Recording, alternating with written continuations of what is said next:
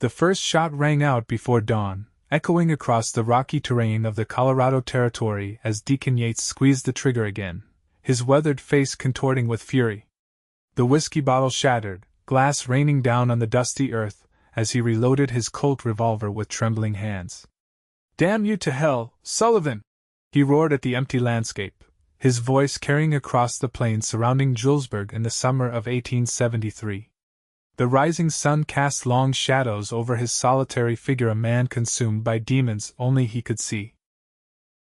At 34, Deacon had earned a reputation that made mothers pull their children closer and men step aside when he rode into town.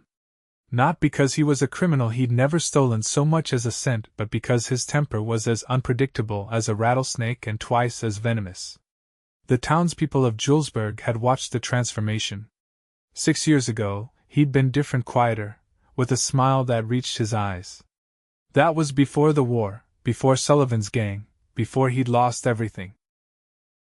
Now, he existed on the fringes, running his small cattle operation alone, coming to town only when absolutely necessary. Deacon holstered his gun and mounted his chestnut stallion. His ranch lay 10 miles outside of town, close enough to trade, far enough to avoid people. Just how he liked it.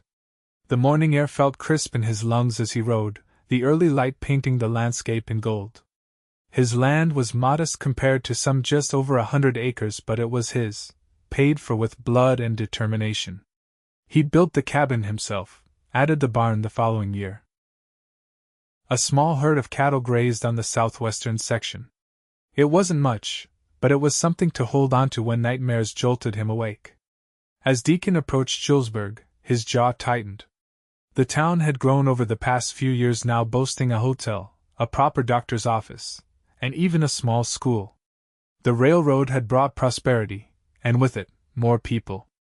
People who whispered when he passed. He tied his horse outside the general store, squinting against the morning sun. A group of women stood nearby, their hushed conversation stopping abruptly when they spotted him.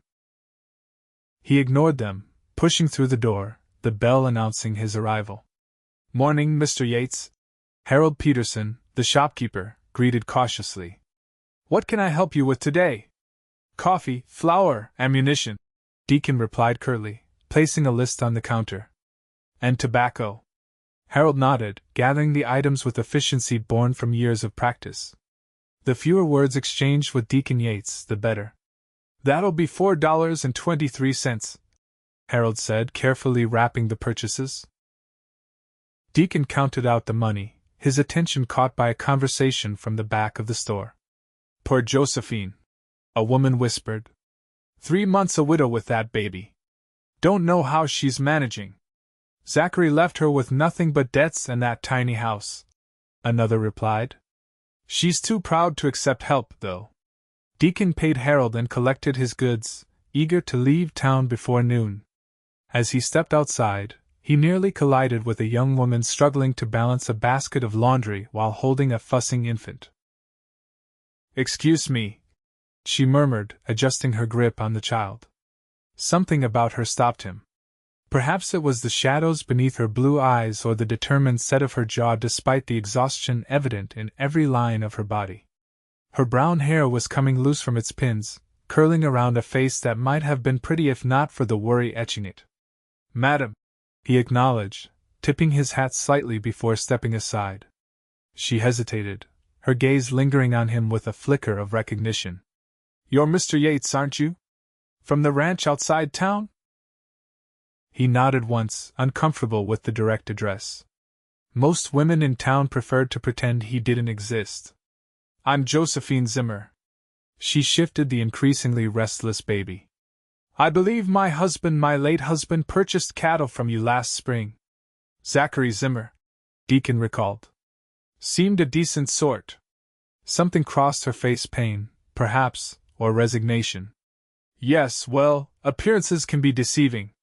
She adjusted the heavy basket. "I should be going." The baby's cries grew louder, and Josephine looked increasingly desperate, trying to soothe the child while managing her load. "I need to get these washing done before." She stopped abruptly as the basket slipped, spilling clean laundry onto the dusty street. Oh no! Before he could stop himself, Deacon was crouching down, gathering the fallen items. They were worn but meticulously clean simple dresses, a few baby clothes, a man's shirt. Thank you, she said quietly as he placed them back in the basket. I'm afraid I'm not managing as well as I'd hoped. The baby wailed louder, tiny face red with the effort. I just need to. Josephine looked at the basket, then at her child, indecision clear on her face. Then she did something that stopped Deacon's heart. Mr. Yates, would you mind terribly holding William for just a moment, while I rearrange this basket? Deacon froze, staring at the infant as though Josephine had offered him a live grenade. Madam, I don't think, please, she said, her voice breaking slightly. Just for a moment. I haven't slept in 2 days, and I just need 1 minute with both hands free. Before he could protest further, she was gently placing the small bundle into his arms. Instinctively, he cradled the child's head, surprised by how light the baby felt. The boy William blinked up at Deacon with watery eyes, momentarily startled into silence by the change in handlers. Something twisted in Deacon's chest as those innocent eyes studied his face. There, Josephine said, quickly rearranging the basket. I appreciate your patience, Mr. Yates. Across the street, he could see townspeople stopping to stare, shock evident on their faces. Deacon Yates, the man with the hair-trigger temper, was holding a baby in the middle of Main Street. The child made a small sound, not quite a cry, and Deacon found himself gently rocking without conscious thought. William's tiny hand escaped the blanket, 5 perfect fingers spreading in the sunlight before grasping Deacon's calloused thumb with surprising strength. He likes you, Josephine observed, sounding as surprised as he felt. He's usually wary with strangers. Deacon cleared his throat. Here, you should take him back. As he carefully transferred William to his mother's arms, their fingers brushed, and Deacon felt an unexpected jolt. He stepped back quickly. Thank you again, Mr. Yates. You've been most kind. Josephine's smile, though tired, transformed her face, revealing a beauty he hadn't initially noticed. It's nothing, he muttered, suddenly eager to leave. Good day, Mrs. Zimmer. He mounted his horse and rode out of town, unable to shake the feeling of the baby's weight in his arms or the gratitude in Josephine Zimmer's eyes. The next morning found Deacon riding fence line, checking for breaks that might allow his cattle to wander. The work was solitary and mindless, giving him too much time to think. He found himself replaying yesterday's encounter, remembering how the townspeople had stared. By now, the story had probably grown, twisted into something unrecognizable. He made it halfway around his property when he spotted riders approaching 3 men on horseback, moving with purpose. His hand instinctively moved to his gun as he recognized Sheriff Morgan Ellis leading 2 deputies. Deacon, the sheriff called as they drew near. Need a word. Ellis was a fair man who'd earned his position through steady nerves rather than fast guns. He'd never been openly hostile to Deacon, but neither were they friends. What brings you out this far, Sheriff? Deacon asked, keeping his tone neutral. There's trouble brewing. Sullivan's gang was spotted 40 miles north. 3 ranches hit already. The name sent ice through Deacon's veins. He hadn't heard it spoken aloud in years, though it haunted his dreams regularly. What's that got to do with me? Sheriff Ellis studied him carefully. You've got history with them. Thought you should know they might be heading this way. Appreciate the warning, Deacon replied stiffly. The sheriff hesitated. There's something else. Mrs. Zimmer mentioned you helped her yesterday. Deacon's eyes narrowed. Just picked up some dropped laundry. Nothing worth gossiping about. She needs more help than that, Ellis said bluntly. Her husband left her with nothing but debts. She's trying to keep her house by taking in washing, but it's not enough. That's unfortunate, but she's too proud to accept charity, Ellis continued. But she mentioned needing work that she could do with the baby. Thought maybe you could use some help around your place. Deacon stared at the sheriff incredulously. You want me to hire a widow with a baby? To do what exactly? Cooking, cleaning, mending? Your place could use a woman's touch.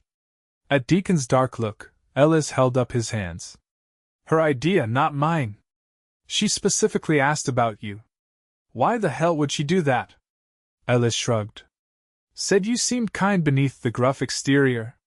Plus, you're far enough out of town that people wouldn't gossip about her working for a single man. The absurdity of it struck Deacon like a physical blow. Him kind? The woman was clearly desperate if she saw anything in him beyond danger. I work alone, he said flatly.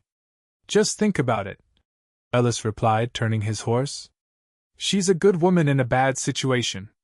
Lost everything when Zachary died of fever. Baby's only 4 months old. As the sheriff and his deputies rode away, Deacon sat motionless on his horse, conflicted emotions churning inside him. The last thing he needed was a woman and baby disrupting his carefully constructed isolation. Yet he couldn't forget the determined set of Josephine Zimmer's jaw or the weight of her son in his arms. 3 days later, Deacon rode into town again, convincing himself he needed supplies that couldn't wait. He found himself slowing as he passed the small clapboard house at the edge of town, where laundry hung on lines stretched across the yard. Josephine stood with her back to the street, reaching up to pin a sheet, the baby secured to her chest with a length of cloth. Something about the scene, her slender figure silhouetted against the white linen, the gentle way she moved to avoid disturbing the sleeping child, made him pull his horse to a stop. She turned at the sound, her expression shifting from wariness to recognition. Mr. Yates, she said, brushing a strand of hair from her face. Good morning. He dismounted, approaching the fence that separated her small yard from the street. Mrs. Zimmer. An awkward silence stretched between them until he cleared his throat. Sheriff Ellis mentioned you're looking for work. Hope flashed across her face. Yes, I am. Did he tell you what sort of arrangement I had in mind? Something about cooking and cleaning. With the baby. She nodded, one hand resting protectively on William's back. I know it's unconventional, but I'm a hard worker, Mr. Yates. I can manage a household efficiently, and William is generally a good baby. Deacon studied her more carefully in the daylight. She was younger than he'd initially thought, perhaps 25 or 26, with a quiet dignity despite her circumstances. Her dress was faded but impeccably clean, her hands reddened from washing. My place is isolated, he said. 10 miles out. Rough country. I grew up on a farm in Nebraska. I'm not afraid of isolation or hard work. She met his gaze steadily. What I fear is losing my home and having nowhere for my son. The honesty in her voice stirred something in him, respect, perhaps, or a distant memory of his own mother's determination. I can offer room and board, plus $8 a month, he said finally. For cooking, cleaning, and whatever mending needs doing. But I should warn you, I'm not good company. A small smile touched her lips. Your reputation precedes you, Mr. Yates. But I've found that reputations aren't always accurate. He frowned, uncertain how to respond to that. When could you start? I need 2 days to settle my affairs here. Would that be acceptable? Deacon nodded. I'll come by with the wagon Thursday morning. As he turned to leave, she called after him. Mr. Yates? Thank you for giving us this chance. He rode away quickly, already questioning his decision. His ranch was his sanctuary, his place to battle his demons in private. Now he'd invited a woman and her child into that space, a woman who looked at him as though he were something more than the violent, broken man the town believed him to be. Thursday arrived with a clarity that seemed to mock Deacon's churning thoughts. He hitched the wagon early, checking and rechecking that everything was secure for the journey. The spare bedroom hadn't been used in years. He'd spent the previous evening cleaning it as best he could, airing out musty bedding and sweeping away dust and cobwebs. When he arrived at Josephine's small house, she was waiting on the porch, a trunk and several bundles neatly stacked beside her. William was asleep in a wooden cradle that had seen better days. Good morning, she greeted him, her smile tentative but genuine. We're ready when you are. He loaded her belongings silently, handling each item with care. The cradle went last, secured with rope to prevent it shifting during the journey. "Is this everything?" he asked, surveying the modest collection. "Yes." She glanced back at the house with an unreadable expression. "I've arranged for Mrs. Peterson to collect the rent each month. The house isn't much, but it was my husband's family home." Deacon helped her onto the wagon seat, then carefully handed William up to her. The baby stirred but didn't wake, his small face peaceful in sleep. The journey passed mostly in silence, broken only by Josephine's occasional questions about landmarks or Deacon's brief explanations about the route. As they approached his property, he felt a strange nervousness, suddenly seeing his home through a stranger's eyes. The cabin was solidly built, if plain 2 bedrooms, a main living area with a stone fireplace, and a kitchen with a cast iron stove. The barn stood nearby, along with a corral and a chicken coop. A vegetable garden that had seen better days sprawled to one side. "It's lovely," Josephine said as the wagon rolled to a stop. "You've built all this yourself?" "Most of it," he confirmed, helping her down. "It's nothing fancy. It's a proper home," she replied, and something in her tone made him look at her more closely. There was admiration in her eyes, but also a wistfulness that suggested her own home had perhaps lacked something essential. He showed her to the second bedroom, a simple space with a bed, dresser, and enough room for the cradle. "The kitchen stocked with basics," he explained, leading her through the house. "I usually eat simple meals. Breakfast at dawn, dinner at dusk. And lunch? I'm usually out working," he said with a shrug. "Don't bother with it." She nodded, mentally taking inventory of the kitchen. "I'll need to know your preferences, what you enjoy eating, what you dislike." The question caught him off guard. It had been so long since anyone had considered his preferences that he'd stopped thinking about them himself. "I'm not particular," he said finally. "Just make whatever suits you." William began to fuss, and Josephine excused herself to tend to him. Left alone, Deacon stepped outside, needing space to adjust to the sudden presence of others in his home. The decision to hire Josephine still seemed reckless, disrupting the careful isolation he'd constructed. Yet watching her gentle efficiency as she organized her belongings and soothed her son, he couldn't bring himself to regret it. That evening, Deacon returned from checking the herd to find the cabin transformed. The floors had been swept, windows cleaned, and the scent of cooking filled the air. Josephine stood at the stove, stirring something that smelled better than anything he'd eaten in years. William lay in his cradle nearby, cooing softly at a small wooden toy suspended above him. "I hope you don't mind," she said, noticing him in the doorway. "I found some vegetables in the garden that were salvageable, and there was a ham bone I used for soup." He washed at the basin by the door, acutely aware of her presence.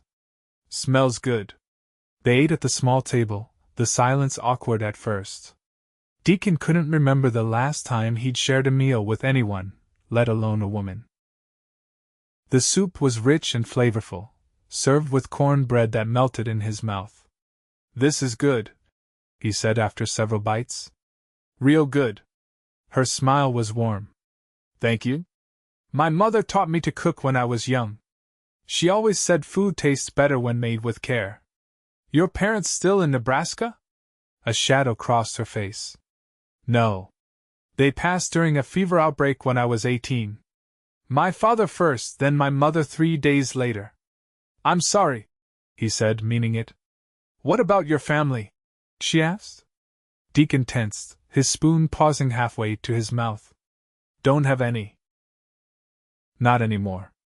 She seemed to sense his discomfort and changed the subject, asking instead about the ranch, the size of his herd, the challenges of the land. He found himself responding more fully than intended, drawn out by her genuine interest. As the meal ended, William began to fuss. Josephine lifted him from the cradle, her movements practiced and tender. "I should feed him and put him down for the night," she said, heading toward their room. "I'll clean up after." "Leave the dishes?" Deacon replied. "You've done enough today." She paused, studying him with those clear blue eyes. "You're not what I expected, Mr. Yates." Before he could ask what she meant, she had disappeared into the bedroom, leaving him unsettled and oddly warm. The next weeks established a rhythm neither had anticipated. Josephine rose before dawn to start breakfast, often with William already nursing at her breast. By the time Deacon emerged from his room, coffee would be brewing, bacon sizzling, and the table set. Despite his protests, she insisted on packing him lunch biscuits filled with ham or beef, sometimes an apple or piece of pie. He'd find himself looking forward to midday, sitting in the shade of a tree to unwrap her carefully prepared food. At first, he maintained his distance, leaving early and returning only when necessary. But gradually, almost imperceptibly, things began to change. He'd linger over coffee in the mornings, listening to Josephine hum as she worked. He'd return earlier in the evenings, drawn by the warmth of the cabin and the simple pleasure of a meal he hadn't cooked himself. William, too, worked his way into Deacon's awareness. The baby was growing rapidly, his personality emerging in gummy smiles and curious eyes. One evening, as Josephine was busy at the stove, William began to cry in his cradle. Without thinking, Deacon crossed the room and lifted him up, cradling him with surprising ease. "There now," he murmured, rocking gently. "Your mama's right there." Josephine turned, surprise evident on her face as she watched Deacon comfort her son. "He likes you," she said, echoing her words from their first meeting. Deacon looked down at the baby, who had quieted in his arms. "Guess he's not a good judge of character yet. Or perhaps he's the best judge of all," she replied softly. Something shifted between them that evening, a door opening to a possibility neither had considered. As summer deepened into autumn, the household settled into a comfortable familiarity that Deacon had never expected to find again. He expanded the vegetable garden at Josephine's suggestion, working alongside her to plant late-season crops. She mended his clothes with careful stitches, cooked meals that reminded him of childhood, and gradually coaxed smiles he thought long forgotten. William began to recognize Deacon, reaching for him with eager hands when he entered a room. The first time the baby fell asleep on his chest, Deacon sat motionless for over an hour, afraid to disturb the peaceful slumber, marveling at the trust implicit in the tiny body relaxed against his own. "You're good with him," Josephine observed one evening as Deacon gently rocked the sleeping infant. "Natural, even." He shifted uncomfortably under her gaze. "Had a younger brother once. Guess I remember some of it." It was the first personal information he'd volunteered, and Josephine recognized it as the gift it was. "What was his name?" "Michael." The name felt strange on his tongue after so many years of silence. "He was 8 years younger. Followed me everywhere." "Where is he now?" Deacon's expression darkened. "Died in the war. Confederate sharpshooter got him at Gettysburg." She reached across the table, her fingers lightly touching his arm. "I'm sorry, Deacon." It was the first time she'd used his given name, and the intimacy of it caught them both by surprise. Her hand lingered a moment too long before she withdrew it, a flush rising to her cheeks. "It was a long time ago," he said, though the pain in his voice suggested otherwise. As September turned the landscape golden, Deacon noticed Josephine spending more time in the garden, carefully harvesting and preserving for winter. He found himself watching her from a distance, the graceful movement of her hands, the gentle way she spoke to William as he lay on a blanket nearby, the sunlight catching in her hair. One afternoon, he returned early to find her sitting on the porch, tears streaming silently down her face. William was asleep in his cradle beside her. Deacon approached cautiously. "Josephine? What's wrong?" She wiped her eyes quickly. "Nothing. I'm being foolish." He sat beside her, the wooden step creaking under his weight. "Doesn't seem like nothing." After a moment of silence, she spoke softly. "Today would have been my wedding anniversary. 3 years." She twisted her hands in her lap. "I shouldn't be upset. It wasn't a happy marriage." Deacon watched her profile, noting the tension in her jaw. "Zachary wasn't good to you?" "He wasn't cruel," she clarified quickly. Just indifferent. And careless with money. With promises. She sighed. I thought I loved him when we married. Or perhaps I just wanted to escape loneliness after my parents died. You deserve better, Deacon said, surprising them both with the fierceness in his voice. She turned to look at him, her eyes still shimmering with tears. That's kind of you to say. It's not kindness. It's truth. He hesitated, then added quietly, You're a remarkable woman, Josephine. Something passed between them in that moment, an acknowledgement of feelings neither was ready to name. She looked away first, her cheeks flushed. I should start dinner, she said, rising. He caught her hand, stopping her. You don't have to be strong all the time. Not here. Her fingers trembled in his grasp. If I let myself be weak, even for a moment, I'm afraid I'll shatter completely. I wouldn't let that happen, he promised, and meant it more than any words he'd spoken in years.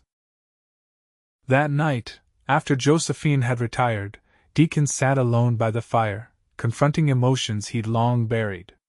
There had been a time, before the war, before loss had hardened him, when he'd imagined a life with a woman by his side, children filling his home with laughter.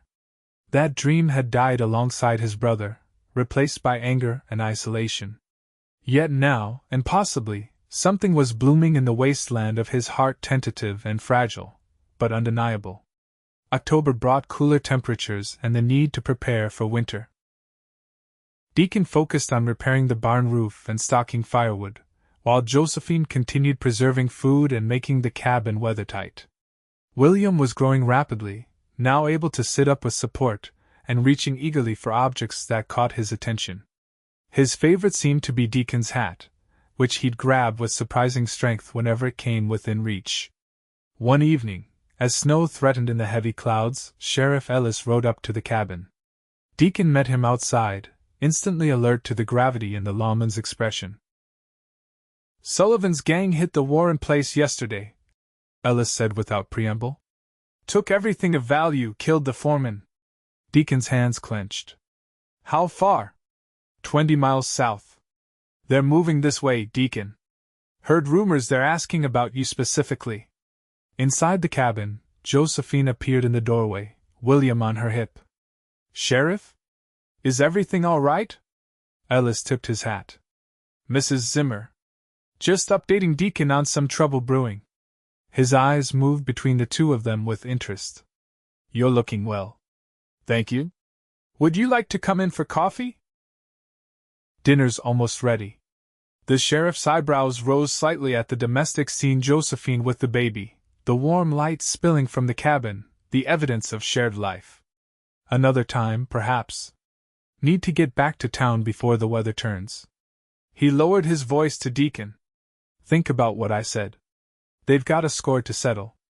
After Ellis departed, Deacon remained outside, staring at the darkening horizon. Josephine approached cautiously, William bundled against the chill. What is it? She asked. What's wrong? He couldn't look at her. There's trouble coming. Men who might come here. Sullivan's gang? I heard rumors in town before I came here. His head snapped up. What do you know about Sullivan? Only what people whispered. That they killed your wife during the war. That you hunted them afterward and nearly died yourself. Deacon felt as though the ground had shifted beneath him. I never had a wife. Confusion crossed her face. But everyone said, it wasn't my wife. He interrupted, his voice harsh with suppressed emotion. It was my sister-in-law. Michael's wife, Emma. She was 7 months pregnant when they came to the ranch. Understanding dawned in Josephine's eyes. Oh, Deacon. I was supposed to protect her while Michael was away fighting. I failed. The admission cost him dearly. Sullivan and his men were deserters, turning outlaw. They wanted horses, supplies. When Emma resisted, he couldn't continue. Josephine stepped closer, her free hand finding his. It wasn't your fault. I wasn't here. I'd gone to town. His voice cracked. Found her when I returned. She lived long enough to tell me who did it. William made a small sound, reaching for Deacon with chubby hands. Without thinking, he took the baby, drawing comfort from his warmth and innocence. I tracked them for months, he continued, the words spilling out after years of silence. Caught up with 2 of them in New Mexico. Got shot for my trouble, but I made sure they wouldn't hurt anyone else. Sullivan and the others escaped. His eyes met hers, haunted by memory. If they're coming here now, you and William need to leave. No, she said firmly. This is our home too now. Josephine, these men, I understand the danger, she interrupted. But running isn't the answer. Not this time. He studied her face, the determination in her eyes reminding him of Emma's courage. I can't lose anyone else, he admitted quietly. Especially not you and William. The words hung in the air between them, an admission neither had been prepared for. Josephine's eyes widened, her lips parting in surprise. We're not going anywhere, she whispered, stepping closer until only William separated them. Whatever comes, we face it together. Deacon wanted to argue, to insist on their safety above all else, but the certainty in her voice stopped him. Instead, he nodded once, his free arm moving almost of its own accord to pull her against his side. They stood there as the first snowflakes began to fall, a family forged in grief and hope, facing an uncertain future together. The following days passed in tense preparation. Deacon taught Josephine to shoot his spare revolver, impressed by her steady hand and determination. They established signals in safe places, contingencies for every scenario they could imagine. Through it all, their bond deepened. Conversation stretched into the night after William was asleep, sharing stories and dreams long buried. Josephine told him of her childhood in Nebraska, the hardships and joys of farm life, her brief courtship with Zachary that had seemed like salvation at the time. In turn, Deacon spoke of his parents, his brother, the ranch they built together before the war tore everything apart. He described Michael's gentle nature, so different from his own, and the devastation of learning of his death on a Pennsylvania battlefield. One night, as the fire burned low and snow fell silently outside, Josephine asked the question that had lingered between them. After you found Emma, after you tracked the men who killed her, what happened to make you so angry at the world? Deacon stared into the flames, considering his answer.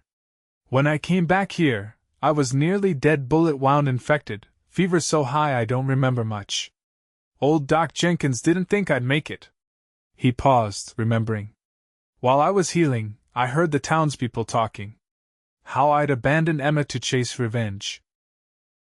How I'd always been the wild one, the dangerous Yates brother, while Michael had been the good one. That's not fair, Josephine protested. Maybe not. But they weren't entirely wrong. His hands tightened on the arms of his chair. I was so consumed with hunting Sullivan that I'd become something else. Something harder. When I realized that, I decided it was better to keep people at a distance. Safer for everyone. Until you held a baby in the middle of Main Street, she said softly.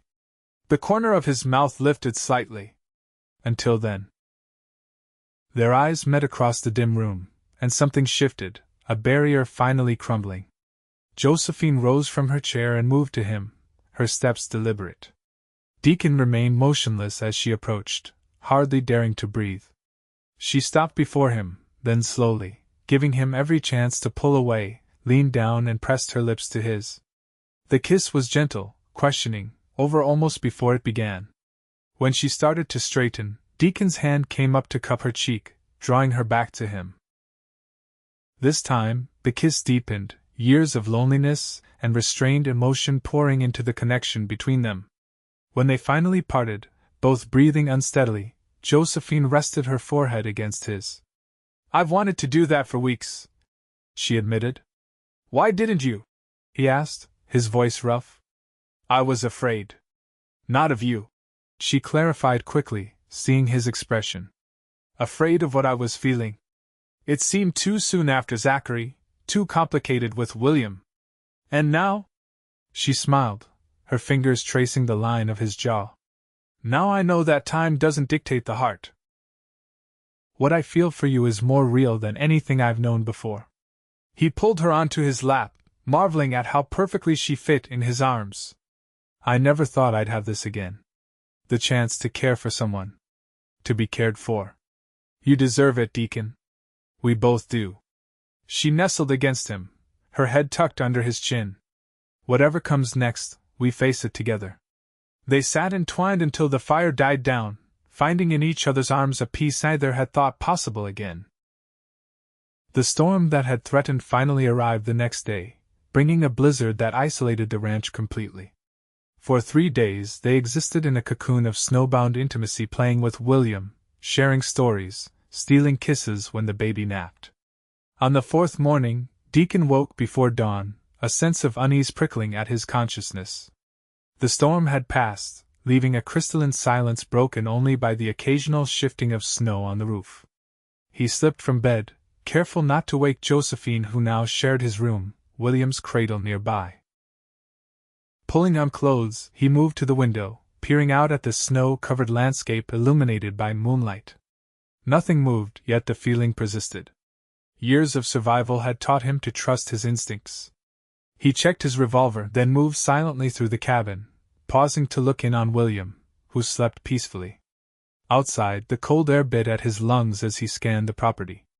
His gaze stopped at the tree line 300 yards away, where a shadow seemed to move against the darkness. Drawing his gun, he waited, watching.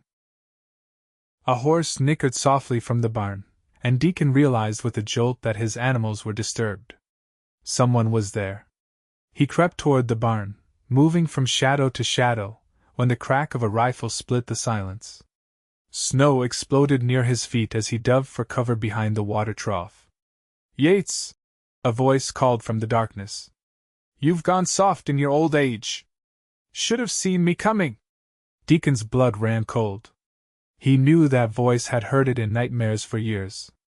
"Sullivan!" Laughter echoed across the snow. "Thought you were dead, Yates." "Imagine my surprise when I heard you were playing house out here."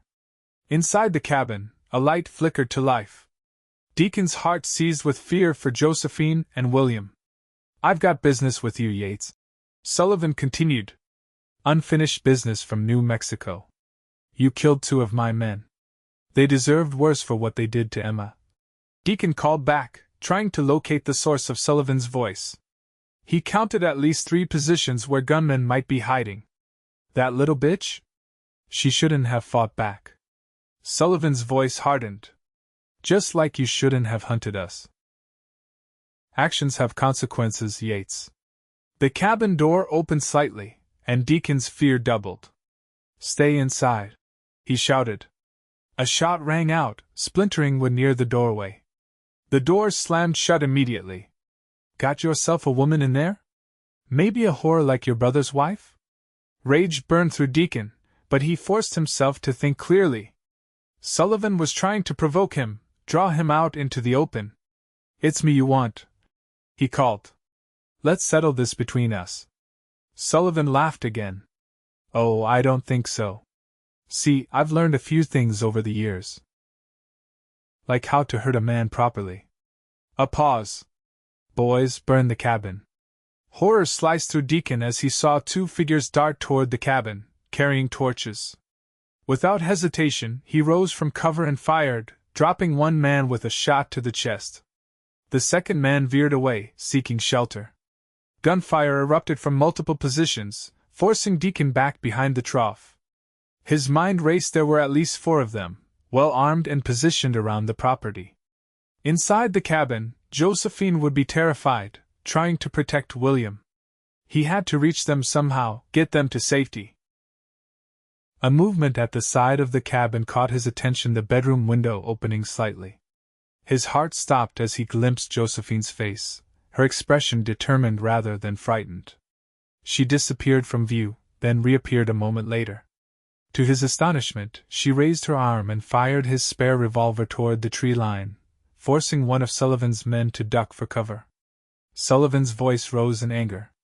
"The bitch can shoot. This gets better and better." Deacon used the distraction to move closer to the barn, where he kept his rifle. If he could reach it, The longer range would give him an advantage. He made it inside, grabbing the Winchester and checking that it was loaded. From this position, he could see more of the property, including two of Sullivan's men crouched behind fallen logs near the tree line. Taking careful aim, he fired, winging one of them. The man yelled in pain, exposing his position further, and Deacon's second shot found its mark. One down, at least 3 to go. "You're going to pay for that!" Sullivan shouted. "Burn everything! The barn, the cabin, all of it!" Deacon spotted a figure running toward the cabin with a torch and fired, but missed as the man dove behind the woodpile. The standoff continued, shots exchanged periodically as each side sought advantage. Then came a sound that froze Deacon's blood. William's cry, clear and frightened, from inside the cabin. In that moment of distraction, Sullivan made his move, darting from cover toward the porch. "No!" Deacon roared, bursting from the barn, rifle raised.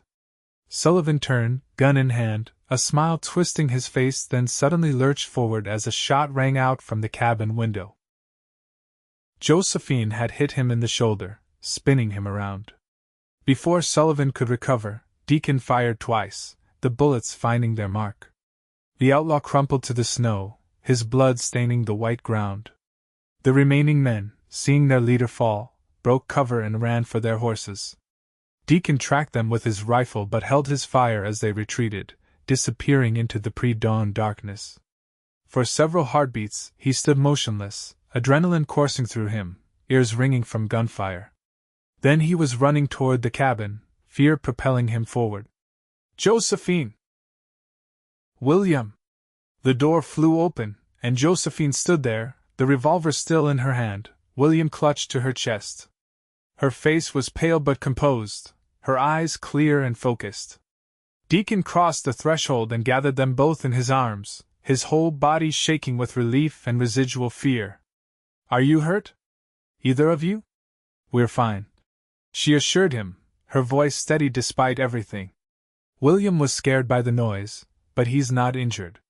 Deacon pulled back to look at her face, amazed by her courage. "You saved my life." "We protected each other," she corrected, setting the gun down to touch his face with trembling fingers. "Just as we promised." As the sun rose over the snow-covered landscape, Deacon held his newfound family close, overwhelmed by how much had changed since a widow had asked him to hold her baby on a dusty street months ago. Sheriff Ellis arrived later that morning with a posse, alerted by the sound of gunfire carried on the clear winter air. They removed Sullivan's body and tracked the surviving outlaws, eventually capturing them 10 miles north. "You did the territory a service," Ellis told Deacon as they stood on the porch. "Sullivan's been terrorizing settlements from Colorado to New Mexico for years." Deacon shook his head. "I didn't do it for the territory. I did it for them." His gaze moved to Josephine, who sat by the fire inside, William sleeping in her arms. Ellis followed his look, a small smile crossing his weathered face. "Never thought I'd see the day Deacon Yates found peace." He clapped a hand on Deacon's shoulder. "It suits you." After the sheriff and his men departed, Deacon joined Josephine by the fire. They sat in comfortable silence, the events of the morning settling into perspective. "What happens now?" she asked finally, her voice soft. Deacon took her hand, his thumb tracing circles on her palm. "I've been thinking about that. If you're willing, I'd like to make this arrangement permanent." She smiled, a hint of mischief in her eyes. "My cooking that good, is it?" "It's not the cooking," he said seriously. "It's you. You and William. You've brought life back to this place. Back to me." Her expression softened. "Are you asking what I think you're asking?" "I'm not good with words," he admitted. "But yes. I want you to stay. As my wife, if you'll have me." Tears filled her eyes, but her smile was radiant. "Nothing would make me happier." William stirred, blinking up at them with drowsy curiosity. Deacon reached for him, settling the baby on his lap with practiced ease. "What do you think, little man? Should your mama marry me?" William's response was a gummy smile and a grab for Deacon's shirt button. Josephine laughed, the sound filling the cabin with joy. I believe that's a yes. They were married 2 weeks later in the Julesburg church, a simple ceremony attended by Sheriff Ellis, Dr. Jenkins, and a few others who had watched Deacon's transformation with wonder. William, dressed in his best clothes, was passed among the guests, charming everyone with his smiles. The whispers that followed them were different now, not fear or suspicion, but amazement at how love had tamed the infamous Deacon Yates. Spring arrived with a burst of green across the Colorado plains, bringing new life to the ranch. Deacon expanded the house, adding a proper nursery for William and a larger kitchen for Josephine.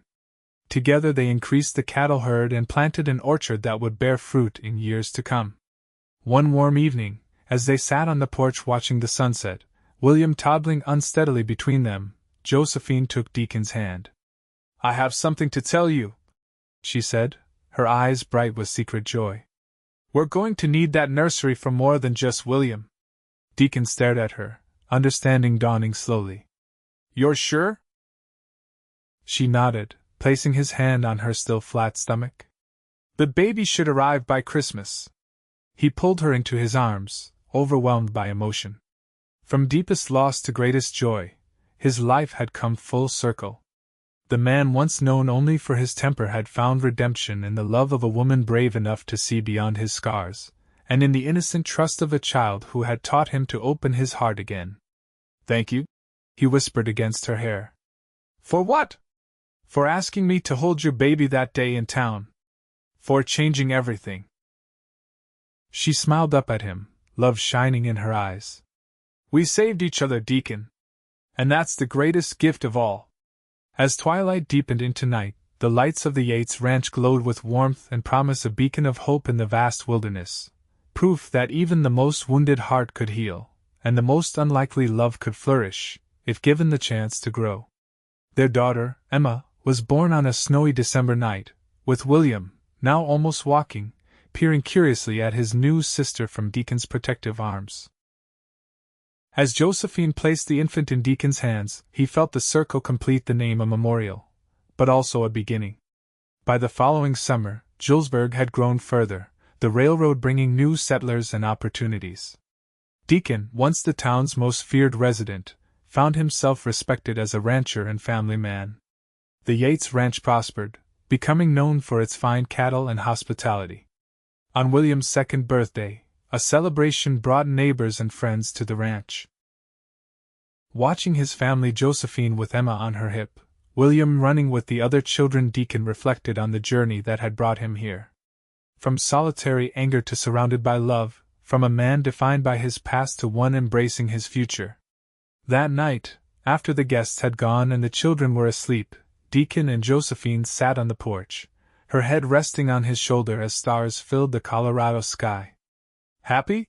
He asked, his arms secure around her waist.